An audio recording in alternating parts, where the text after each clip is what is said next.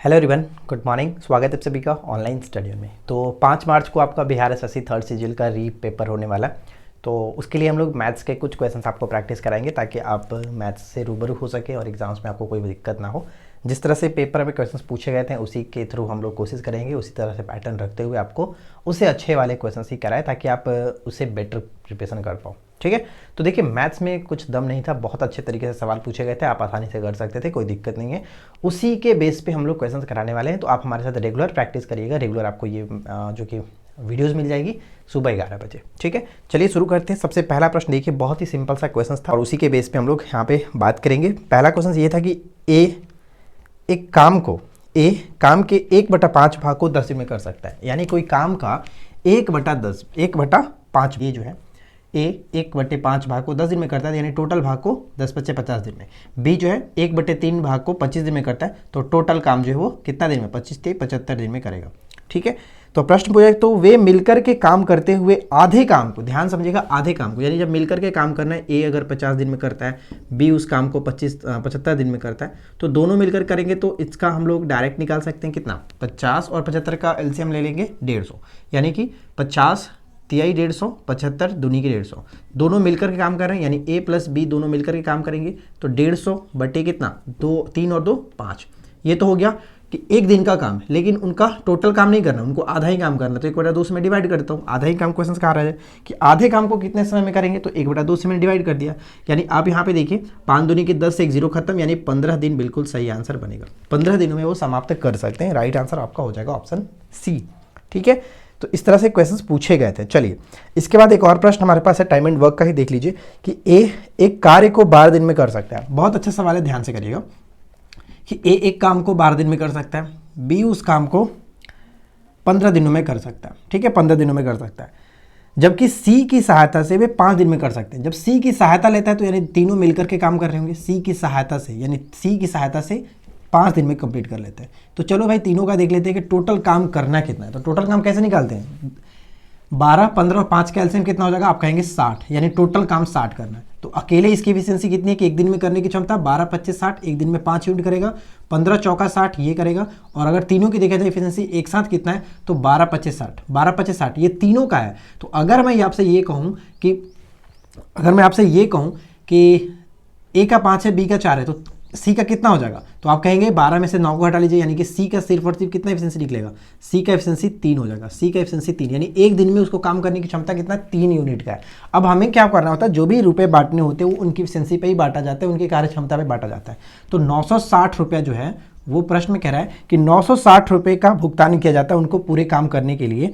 तो ए का हिस्सा कितना है, तो ए कितना है, ए ऊपर हम रखेंगे 5 और टोटल नीचे रखते हैं तीनों का, यानी 5 4 9 3 12 हम लोग टोटल रख लेते हैं। अगर यहाँ पे देखिए जरूरत भी नहीं था, अगर हम चाहते तो इसे निकालने की जरूरत नहीं था, डायरेक्ट हम कर सकते थे, लेकिन जब पूछा था कि सी का हिस्सा कितना है तब फिर जरूरत पड़ जाता, सी का हिस्सा निकालना जरूरत पड़ता। 3 हम ऊपर रखते हैं, उसके बाद टोटल का रखते हैं 12 नीचे। राइट, तो यहाँ पे देखिए 12 8 96 होता है, यानी 8 पंजे 40, 400 यहाँ पे बिल्कुल सही आंसर हो जाएगा। यानी ए का जो हिस्सा है वो 400 रुपये है। 960 रुपये में ए का हिस्सा कितना, 400 रुपये, ऑप्शन बी पे जाएंगे। चलिए इसके बाद अगला प्रश्न देखिए। नेक्स्ट क्वेश्चन आपसे पूछा जा रहा है कि निम्नलिखित में से कौन सी रूढ़ संख्या है। रूढ़ संख्या एक तरह से प्राइम नंबर को ही कहते हैं। तो 27, 51, 47 और यहाँ पे 39 है। अब आपको ये बताना है कि निम्नलिखित में से कौन रूढ़ संख्या यानी कि एक प्राइम नंबर है। तो प्राइम नंबर का आपको चीज़ पता होगा कि उसका डेफिनेशन क्या होता है कि प्राइम नंबर हम उसे कहते हैं जो संख्या सिर्फ और सिर्फ एक और खुद से कटे, यानी इसके अलावा किसी और से नहीं कटता है, नहीं विभाजित होता है, उसी को प्राइम नंबर कहा जाता है। जैसे आप एग्जाम्पल के थ्रू ले सकते हैं, सबसे छोटी संख्या 2 होता है, 2, 3, 5, 7, 11, 13, इस तरह के जो भी आप नंबर देखते हैं सबसे छोटी अभाज्य संख्या आपका यही है, 2 है। ठीक है, तो यानी कि वो संख्या हमें देखना होता है जो सिर्फ और सिर्फ एक से कटे और खुद से कटे, वो इसी को हम लोग प्राइम नंबर कहते हैं। तो यहाँ पे 27 तो होगा नहीं, क्योंकि 27 3 के टेबल में भी है, 1 के टेबल में, 3 के टेबल में, 9 के टेबल में, तो ये कट गया वैसे ही। 51 भी कईयों के टेबल में, 39 भी कईयों के टेबल में, लेकिन 47 जो है वो किसी के टेबल में भी नहीं है। सिर्फ और सिर्फ एक से कटेगा और 47 खुद से कटेगा, यानी सही आंसर हमारा क्या बनना चाहिए, 47 करेक्ट आंसर होगा 47। ठीक है, चलिए इसके बाद अगला प्रश्न हमारा देखिए क्या कह रहा है कि एवलिन ने 3 किस्मों के समान संख्या में कंगन खरीदे। ठीक है, एवलिन ने समान किस्तों में 3 एवलिन ने तीन किस्म के अलग अलग प्रकार के समान संख्या में, उनकी संख्या मतलब बराबर है, कंगन खरीदे जिनकी कीमत प्रति नग 30 रुपये, 35 रुपये और 65 रुपये। चलिए देखिए इसको करते हैं, कैसे करेंगे। क्वेश्चन ये है कि मान लीजिए कि फर्स्ट प्रकार का कंगन, सेकेंड प्रकार का और थर्ड प्रकार का कंगन है, ठीक है। तो पहला जो कंगन है, मान लीजिए सभी का संख्या तो समान है कि एक्स कंगन ये भी खरीदा, एक्स ये भी और एक्स ये भी है, लेकिन पहले का जो नग है वो 30 रुपये प्रति था, दूसरे का जो नग है वो 35 रुपये और तीसरे का जो नग है वो 65 रुपये, यानी टोटल इनका हम कह सकते हैं कितना रुपये लगा है, तो 1690 रुपये लगा। बस यही तो करना था, इसमें कुछ है नहीं। अब यहाँ पे देख लीजिए कितना हो जाएगा, 130 हो जाएगा, 130 एक्स बराबर एक, जो कि 169 और एक जीरो, तो एक जीरो से एक जीरो खत्म, 13 13 आपका होता है 169, यानी एक्स का मान जो कि 13। और यही प्रश्न पूछा भी गया है कि बताइए कि उन्होंने प्रत्येक प्रकार के कितने कंगन खरीदे थे। एक्स क्या था, प्रत्येक की संख्या समान थी, यानी कि एक्स जो है वो 13 मतलब कि 13 अलग अलग प्रकार के उसने समान संख्या में कंगन खरीदे थे। 13 यहाँ पे बिल्कुल सही आंसर बन जाएगा। इसके बाद अगला प्रश्न है कि एक ठोस समगोलाकार सिलेंडर को पिघलाया जाता है। ध्यान रखिएगा, मैं आपको बहुत पहले बता चुका हूं कि जब भी पिघलाने की बात की जाती है कि यानी एक आकृति से दूसरी आकृति में बदला जाता है, तो वहां पे काम आयतन पे किया जाता है। तो यहाँ पे सिंपल सी भाषा में आपको समझ लेना है कि ये बात जो है वो आयतन के लिए की जा रही है। यानी समठोस गोलाकार सिलेंडर मतलब बेलन को पिघलाया जाता है। तो बेलन को पिघलाने का मतलब कि पाई आर स्क्वायर एच, ये आयतन हो गया बेलन का। अब क्या कह रहा है क्वेश्चन कि इसको पिघला करके क्या बनाया जा रहा है, उसे समान अर्धव्यास, यानी जिसका अर्धव्यास का मतलब क्या, त्रिज्या, अर्धव्यास मतलब त्रिज्या, जितना त्रिज्या ये उसका भी उतना ही त्रिज्या वाला ठोस वाले अर्धव्यास के आधार वाले समशंकु बना दिया जाता है। यानी कि अब जो बेलन है उसको बदल दिया जाता है शंकु में। तो शंकु में जब बदला जाएगा तो शंकु का आयतन क्या है, 1/3 पाई आर स्क्वायर एच होता है, ठीक है। तो यहाँ पे मैंने एच माना था, इसको हम लोग मान लेते हैं H1, ठीक है, H1 मान लेते हैं, क्योंकि अब दोनों ये अलग अलग है, बाकी सब चीज़ तो समान था, लेकिन जो उनका ऊंचाई है वो अलग अलग हो जाता है, यही पूछा जा रहा है। तो पाई से पाई खत्म, आर स्क्वायर से आर स्क्वायर खत्म, यहाँ पे हमारे पास बचा क्या, H बराबर H1/3, यानी कि हम ये कह सकते हैं कि H1 बराबर 3H हो जाता है, ठीक है, 3H हो जाता है। अब ये समझिएगा प्रश्न में क्या कह रहा है, तो हमें बताने कि ठोस की लंबाई में कितनी वृद्धि हुई। तो पहले हम मान लेते हैं कि H था, ठीक है, पहले तो H था, लेकिन अब ये भी कर सकते हैं, जैसे कि देखिए क्या बताना है यहाँ पे, बताना है कि ठोस की लंबाई में कितने प्रतिशत की वृद्धि हुई है, लंबाई में वृद्धि, यानी कि H1 जो है वो आपका इस तरह से बदला हुआ है, और स्टार्टिंग में हम लोग रखते हैं जो पहले हमारा था वो, यानी कि अब यहाँ पे देखिए कि H1 का मान कितना है, H1 का मान 3H में से H घट गया, वृद्धि बताना है ना, तो कितना वृद्धि हुआ पहले वो देख लेते हैं, 2H/H, और परसेंटेज के लिए हम लोग यहाँ पे कर लेते हैं 100, परसेंटेज बताना है, तो यानी कि 200% का वृद्धि हो गया, ये बना इस प्रश्न का राइट आंसर, ठीक है, 200% बिल्कुल सही आंसर होगा, इस चीज़ को ध्यान में रखेंगे। चलिए आगे बढ़ते हैं, और अगला सवाल देखिए, बहुत अच्छा सवाल है, इसको आप अच्छे से करिएगा, क्योंकि इस टाइप के प्रश्न भी बहुत पूछे गए थे और पूछे जाएंगे, अलग अलग एग्जाम्स में पूछे गए। क्वेश्चन ये कह रहा है कि Q, ध्यान समझिएगा, Q जो है वो P का क्या है, P के 20% के बराबर है। 20% का मतलब 120% का मतलब क्या, 20/100, तो 1/5 हम डायरेक्ट कर लेते हैं, ठीक है, 1/5, तो Q/P का मतलब क्या हो गया, 1/5। अब यहाँ पे ध्यान से समझिएगा, इसके बाद आगे कह रहा है कि R जो है, R Q के 30% के बराबर है। 30% का मतलब 3/10, यानी R/Q का मान कितना हो गया, 3/10। अब इसको हम एक अच्छे तरीके से सजाने की कोशिश करते हैं, PQR, ठीक है, PQR। अब यहाँ पे देखिए Q 1 है, यहाँ पे Q 10 है, तो ये तो अच्छा नहीं लग रहा ना, तो P का मतलब P और Q का रेशियो देखें तो कितना होगा, P का और Q का रेशियो, P और Q का रेशियो 5:1, लेकिन Q यहाँ पे अलग है। तो सबसे पहले तो आपको रेशियो इक्वल करने की चीज़ पता होगा ना, कैसे करते हैं, Q के नीचे Q रख लीजिए, Q के नीचे Q 10 और यहाँ पे 3, तो सबसे पहले रेशियो को इक्वल करते हैं, ये पैटर्न आपको पता होगा, पहले इसमें गुना करते हैं, इसमें गुना करते हैं और फिर इसमें गुना करते हैं। अगर इस तरह से नहीं करना होता है तो हम यहाँ पे क्या करते हैं कि इधर में इस वाले अंक से गुना कर लेते हैं, ठीक है, नीचे जो अंक रहता है गुना कर लेते हैं। तो इसको फिलहाल हम हटा देते हैं और डायरेक्ट हम आपको बताते हैं कि कैसे क्या करना है। अब यहाँ पे देखिए इस पैटर्न के साथ गुना कर लीजिए, तो क्या हो जाएगा, 10 × 5 = 50, 10 एकम 10 और 10 × 3 एकम 3, ठीक है, यानी P, Q और R का हमारा बन गया। अब प्रश्न में क्या कह रहा था, ध्यान से समझिएगा, क्वेश्चन से ये कह रहा है, तो निम्न में से कौन सा विकल्प R के 30% के बराबर है। R के 30%, सबसे पहले तो हम ये चेक कर लेते हैं कि R का 30%, R कितना है भाई, 3 है, R का 30% कह रहा है ना, R का 30%, तो चलो R कितना है, तो 3 है, 3 का 30% का मतलब क्या हो जाएगा, 1 0 से 1 0 खत्म, 9/10, ठीक है, 9/10, कटाते नहीं है, छोड़ देते हैं। अब इसके आगे हम चलते हैं ऑप्शंस पे। अब देखिए ऑप्शंस हमारे पास क्या क्या, ऑप्शंस पे आपको काम करना है कि अगर मान लीजिए कि हमें बताना है कि इसके बराबर आना चाहिए, कौन बराबर है, तो P का अगर 1.6% लेते हैं तो P मान लीजिए 50 है और इसका 1.6%, तो 16 5 80 होगा। वैसे भी हमें 9/10 लाना है यानी 0.9 आएगा, तो ये पॉसिबल नहीं है। पहला ऑप्शन आपका खत्म हो गया। दूसरा ऑप्शन क्या है, सेकंड ऑप्शन कह रहा है कि P का 0.8%, तो यानी 50 है और इसका 8% करेंगे तो 8 पंजे 40, 4 आएगा, तो ऐसे भी आपका ये खत्म हो गया, नहीं होगा। सी वाले ऑप्शंस देखते हैं, P का 1.8%, तो P का 1.8%, अगर मान लीजिए P है और इसका 1.8% निकालते हो, 1% मतलब कि बटे में 100 और पॉइंट हटाने के बाद एक 0, ठीक है। 18 5 90 दिख रहा है, इसलिए मैं इसको पूरा करने की कोशिश कर रहा हूँ। तो 9 हमें लाना है, तो 18 5 90, देखिए 1 0 से 1 0 ऐसे भी खत्म हो गया। और यहाँ पे देखिए 20 25 100 आपका खत्म, यानी कि करेंगे तो 9/10, 9/10 आ गया कि नहीं आ गया।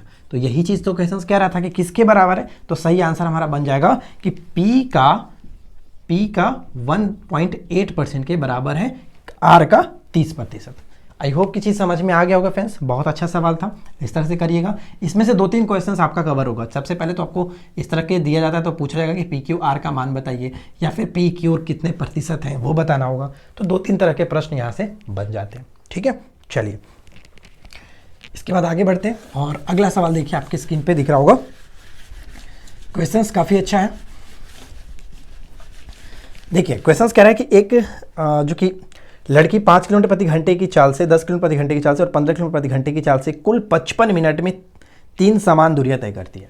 यानी पहला जो डिस्टेंस है वो समय बराबर दूरी बटे चाल, मैंने ये किया। पहला डिस्टेंस D को 5 किलोमीटर प्रति घंटे की चाल से, दूसरे डिस्टेंस को समान डिस्टेंस है तो ये 10 हो गया, और तीसरा जो समान डिस्टेंस को 15 किलोमीटर प्रति घंटे की चाल से। तो समय बराबर दूरी बटे चाल, तो समय कितना लग रहा था 55 मिनट, मिनट को मैं घंटा में चेंज कर देता हूँ, 11 × 55 और 12 × 60 यानी 11/12 हो गया। तीनों कैल्सियम लेंगे तो कितना हो जाएगा, एलसीएम हो जाएगा 30। यहाँ पे हो जाएगा कितना 6D + 3D + 2D, ये टोटल आपका 11/12, ठीक है। ऊपर में 6 3 9 2 11, 11D/30 बराबर में 11/12, 11 से 11 खत्म। अब यहाँ पे देखते हैं 6 दूनी के 12, 6 5 30, यानी D का मान जो होगा वो 5/2 यानी 2.5, 2.5 आ जाएगा। लेकिन प्रश्न में क्या पूछा जाएगा, उसके द्वारा तय की गई कुल दूरी। ये जो D है सिर्फ और सिर्फ एक D है, उसने समान 3 दूरियां तय की है ना, तो हम यहाँ पे 3 से मल्टीप्लाई कर देंगे यानी 7.5। कुछ लोग जल्दबाजी में क्या करेंगे कि 2.5 को ही टिक करके आगे बढ़ जाएंगे। वो सिर्फ एक दूरी नहीं पूछा गया, वो पूछा गया कि कुल दूरी बताइए। तो कुल दूरी पहला, दूसरा और तीसरा तीनों को ऐड करेंगे ना, तीनों को ऐड करके यहाँ पे हम लोग 7.5 को टिक करेंगे। चलिए इसके बाद आगे बढ़ते हैं और अगला सवाल देखिए। अगला सवाल भी काफ़ी अच्छा है। क्वेश्चन देखिए क्या कह रहा है। देखिए इस क्वेश्चन को करने का मेथड तो हमारे पास 2 होता है, लेकिन एक का मैं आपको शॉर्ट मेथड बताता हूँ कि सबसे पहले करना कैसे होता है। इस तरह के प्रश्न में एक और प्रश्न ऐसे पूछा जाता है। क्वेश्चन सबसे पहले ये है कि अगर y x के 20% अधिक है तो बताइए कि x y से कितना % कम है। या फिर आपने एक तरह से ऐसे भी प्रश्न पूछा होगा, देखा होगा कि राम की आय श्याम से 20% अधिक है तो बताइए कि श्याम की आय राम से कितना कम है। सेम टू सेम वही क्वेश्चन है। उसमें क्या करना होता है, कुछ नहीं, जितना पहले वृद्धि किया जा रहा है बस उसी को पकड़ लीजिए। 20% वृद्धि यानी नीचे हम लोग 120 रखेंगे गुने में 100, बस काम खत्म हो गया, हमारा राइट आंसर आ गया। यानी 100 बटे यहाँ पे 6 हो जाएगा, यानी कहने का मतलब कि 50/3 और इसका मतलब 16.666, तो 16.7 कर सकते हैं, 6 7। ये बन गया इस प्रश्न का राइट आंसर, ठीक है। बस बहुत ही सिंपल सा होता है, करना कुछ नहीं है, जैसे पूछा जाए उस तरह से आप इसको सॉल्व करिए। लेकिन अगर आप इसको कॉन्सेप्ट मेथड से करिएगा थोड़ा सा लंबा बन जाता है, तो वो मैं रिकमेंड बिल्कुल भी नहीं करूंगा। इस तरह के जब भी 2 लोगों की तुलना की जाती है ना, तो आप इस तरह के पैटर्न को लगा लीजिए, सॉल्व कर लीजिएगा। तो यहाँ पे जितना के वृद्धि कहा जाए उस पर ऊपर रखिए, जितना के वृद्धि यानी 20% तो 20 ऊपर, और नीचे जितना वृद्धि कहा जाए उतना 100 में जोड़ दीजिए, गुना परसेंटेज 100। चलिए अब इसके बाद अगला सवाल देखिए क्या कह रहा है। नेक्स्ट जो क्वेश्चन है वो थोड़ा सा आपको समझना पड़ेगा। एक्चुअली क्वेश्चंस में कुछ है नहीं, लेकिन बस थोड़ा सा समझना पड़ेगा। देखिए क्वेश्चंस आपके पास क्या कह रहे हैं कि एक 10,000 रुपये के मूलधन पर 12% प्रति वर्ष के हिसाब से 6 महीने की अवधि के लिए कुल रकम ज्ञात करें जो त्रैमासिक रूप से संयोजित होती है। अब मुझे ये बताइए कि इस प्रश्न को पढ़ने के बाद बिल्कुल भी हमें नहीं लगा कि हमें यार क्या निकालना है, यानी कि कंपाउंड इंटरेस्ट पे काम करना है या फिर सिंपल इंटरेस्ट पे काम करना है। तो हम पहले क्या करेंगे कि इसको हम लोग सिंपल इंटरेस्ट पे करके देख लेते हैं। अगर हमारे पास 10,000 रुपये है, सबसे पहले तो यहाँ पे त्रिमाहिक है यानी त्रिमासिक है, तो हम इसको करेंगे क्या कन्वर्ट करना पड़ेगा। यानी अगर हमारे पास रेट 12% है तो इसको मैं 4 से डिवाइड करूँ, क्योंकि ये जब त्रिमाही है तो इसको हम लोग 4 से गुना करेंगे तो तब तो 12 बनेगा। तो आपको पता है कि रेट को डिवाइड किया जाता है, यानी रेट को डिवाइड करेंगे तो 3% और जो टाइम होता है उसे हम लोग गुना करते हैं। तो 6 माह दिया गया था, तो 6 माह को मैं 4 से गुना करूँगा तो 6 चौका 24 माह, और 24 माह का मतलब क्या हुआ 2 साल, ठीक है, 2 ईयर्स हो गया।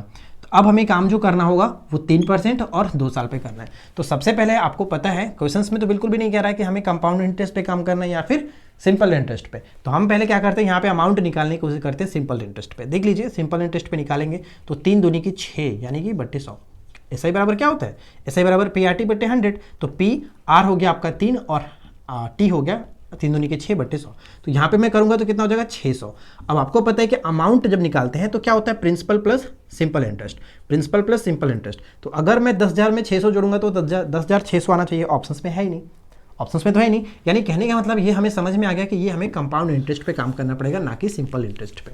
अब हम चलते हैं डायरेक्ट अपने कंपाउंड इंटरेस्ट पे। तो कंपाउंड इंटरेस्ट पे डायरेक्ट चाहे तो आप अमाउंट भी निकाल सकते हैं या फिर डायरेक्ट सिंपल इंटरेस्ट निकालिए। जब 2 वर्ष की बात की जाती है तो मैंने आपको बताया सिंपल इंटरेस्ट कैसे निकाला जाता है। कुछ नहीं करना होता है, जितना आपका रुपया दिया गया उस रुपये को लिख लीजिए, उसके बाद 3% पे काम करिए। तो 3% का मतलब क्या हुआ, सबसे पहले मैं आपको क्या बताया था कि जब आप हमारे पेड कोर्स वाले जब जाएंगे चैप्टर वाइज मैथ जब मैंने आपको पढ़ाया तो उसमें कंपाउंड इंटरेस्ट बहुत अच्छी तरीके से बताया था कि 2 वर्ष पे कैसे काउंट किया जाता है। देखिए 3% है तो 3 दूनी की 6 रखिए और उसका स्क्वायर कर लीजिए और एक अंक के बाद पॉइंट। तो 3 का स्क्वायर करेंगे तो कितना होगा 0.9, तो ये अपना रखेंगे। और परसेंटेज होता है तो जब मैं परसेंटेज को तोड़ूंगा तो हमें बटे में 100 मिलेगा और इस पॉइंट को हटाऊंगा तो फिर 2 जीरो लगेगा। तो 4 जीरो से 4 जीरो खत्म, यानी 609 रुपये हमारा निकल गया। क्या, ये हमारा कंपाउंड इंटरेस्ट हुआ, कंपाउंड इंटरेस्ट। लेकिन हमें तो क्वेश्चन से पूछा है कि रकम बताना है यानी अमाउंट बताना है, तो यानी अमाउंट बताने का मतलब कि प्रिंसिपल प्लस CI निकाल लेते हैं। आप यहाँ पे देख लीजिए आसानी तरीके से आपका राइट आंसर आ जाएगा 10,000 प्लस 609। तो ऑप्शंस में देखिए सिर्फ और सिर्फ एक ही ऑप्शन दिख रहा होगा कि 10,609, ऑप्शन ए पे जा सकते हैं 10,609। आई होप कि फ्रेंड्स आपको समझ में आ गया होगा। जब भी आपको इस तरह के क्वेश्चन दिखे और अगर वहाँ पे बिल्कुल भी नहीं कहा जाए कि क्या निकालना है तो कोशिश करिए सबसे पहले सिंपल इंटरेस्ट निकाल करके देख लीजिए। अगर ऑप्शंस मिल रहा है तो बहुत अच्छी बात है, नहीं तो फिर कंपाउंड इंटरेस्ट पे काम करना पड़ेगा। चलिए इसके बाद हम आगे बढ़ते हैं और अगला सवाल देखिए क्या है। नेक्स्ट जो क्वेश्चन है वो हमने लिया है जो कि LCM HCF से है कि 2 संख्याओं का महत्तम समापवर्तक, महत्तम का मतलब HCF जो कि 25 दिया गया, ठीक है, और उनके लघुत्तम समापवर्तक के 2 अन्य गुणक, लघुत्तम समापवर्तक यानी LCM जो है वो कितना दिया गया, LCM 14 गुने 17 दिया गया। हमें बताना है कि बड़ी संख्या क्या होगी। देखिए आपको पता है कि स्मॉल जो होता है, स्मॉल संख्या, स्मॉल नंबर इनटू जो लार्ज नंबर हम लिख सकते हैं, लार्ज नंबर बराबर LCM गुने HCF, ठीक है। अब यहाँ पे ये समझिए कि 2 संख्याओं जो हम गुना कर रहे हैं तो अगर ये डेफिनेटली ये बड़ी संख्या होगी छोटी संख्या होगी, तो छोटी संख्या की जगह पे छोटी संख्या क्यों ना लिख लेते हैं और बड़ी संख्या में निकालना तो x मान लेते हैं। और LCM तो हमारे पास यही दिया गया 14 गुने 17 और HCF हमें पता ही है 25 दिया गया। तो 14 से 14 काम खत्म, x का मान डायरेक्ट गुना कर लीजिए 17 गुने 25, 17 गुने 25, लास्ट में हमें 7 25 35 5 आना चाहिए। तो ऑप्शन हमें सिर्फ और सिर्फ एक ही दिख रहा है, 425 इज द करेक्ट आंसर, यानी बड़ी संख्या आपका 425 हो जाएगा, ठीक है। तो उम्मीद करते हैं ये चीज़ समझ में आ गया होगा। बहुत ही सिंपल तरीके से आप इसको कर सकते थे, कोई दिक्कत नहीं है। यहाँ पे मैंने छोटी संख्या कैसे रखा, जब LCM और देखिए LCM में 2 संख्याओं का गुणनफल है तो पहली संख्या छोटी संख्या है तो डेफिनेटली ये जिससे भी गुना होगा वो छोटी संख्या बनेगा। तो मैंने छोटी से यहाँ पे गुना कर लीजिए, मान लीजिए कि छोटी है, ठीक है। अगर बड़ी संख्या बोला था तो 17 की जगह पे मैं मतलब लार्ज की जगह पे 17 रख देता, ये भी कोई दिक्कत नहीं था। चलिए इसके बाद आगे बढ़ते हैं और अगला सवाल ट्राई करते हैं। कहाँ गया, हाँ चलो ये है अगला सवाल। देखिए अगला सवाल कह रहा है कि एक पुत्री और उसकी माँ, एक पुत्री है, एक डॉटर मान लेते हैं और एक मदर मान लेते हैं। एक पुत्री है और उसकी माँ की आयु का योग जो है, चलो आयु का योग जो है वो 56 दिया गया, उनका योग 56 है, ठीक है। 4 वर्ष के बाद, यानी 4 वर्ष के बाद ऊपर की तरफ मतलब बढ़ रहा है, 4 वर्ष के बाद माँ की आयु पुत्री की आयु 3 गुनी हो जाएगी। माँ की आयु पुत्री की आयु की 3 गुनी होगी। अगर ये 1 है तो ये आपका माँ 3 हो जाएगी। अब प्रश्न पे ये ध्यान से समझिएगा कि 4 वर्ष के बाद 3 गुनी हो जाएगी, और ये हमारे पास जो है प्रेजेंट की बात की जा रही थी, प्रेजेंट की। तो 4 वर्ष के बाद हमारे पास रेशियो है, तो क्यों ना इसको मैं 4 4 वर्ष बढ़ा दूं। तो हम ये कह सकते हैं कि जब इनका योग 4x होगा तो 56 में 4 वर्ष के बाद दोनों का 4 4 वर्ष बढ़ेगा, यानी 56 + 4 यानी 56 तो पहले था वर्तमान में, 4 वर्ष माँ का भी बढ़ेगा, 4 वर्ष पुत्री का भी बढ़ेगा, यानी टोटल कितना हो जाएगा 64। ठीक है 64। तो 4x का मान 64, x का मान 16 चौका 64, 16 हो गया। अब प्रश्न में पूछा ये जा रहा है, तो बताइए कि पुत्री और माँ की आयु क्या होगी। तो पुत्री यानी कि 4 वर्ष के बाद का ये रेशियो है, तो चलो निकाल लेते हैं, यानी कि 16 और 16 × 48, ये 4 वर्ष बाद का है, तो 4 4 वर्ष कम कर लेते हैं, तब तो वर्तमान में आ जाएंगे, यानी ये 12 वर्ष की होगी और ये 44 वर्ष की होगी। लड़की 12 वर्ष और माता उसकी 44 वर्ष, यानी ऑप्शन हम बी पे जा सकते हैं, बी बिल्कुल सही आंसर बनेगा। ठीक है, अब तो कोई सवाल नहीं है हमारे पास, लगभग सब चीज़ कवर हो गया होगा। देखिए, उम्मीद करते हैं फ्रेंड्स कि आप लोगों को आज का ये छोटा सा वीडियो अच्छा लगा होगा। बहुत कम क्वेश्चंस थे लेकिन काफ़ी अच्छे क्वेश्चंस थे, और आगे हम लोग वीडियो का रिस्पांस अगर आपका अच्छा रहा तो हम लोग इसके क्वेश्चंस को और बढ़ा देंगे ताकि और ज़्यादा से ज़्यादा प्रैक्टिस कर पाओ। ठीक है, तो उम्मीद करते हैं कि वीडियो आपके लिए हेल्पफुल रही होगी। वीडियो पसंद आया हो तो लाइक एंड शेयर करिएगा। चैनल पर पहली बार है सब्सक्राइब करके नोटिफिकेशन बेल आइकन को ऑल पे सेट कर लीजिए। मिलते हैं नेक्स्ट क्लास में। Thanks for watching.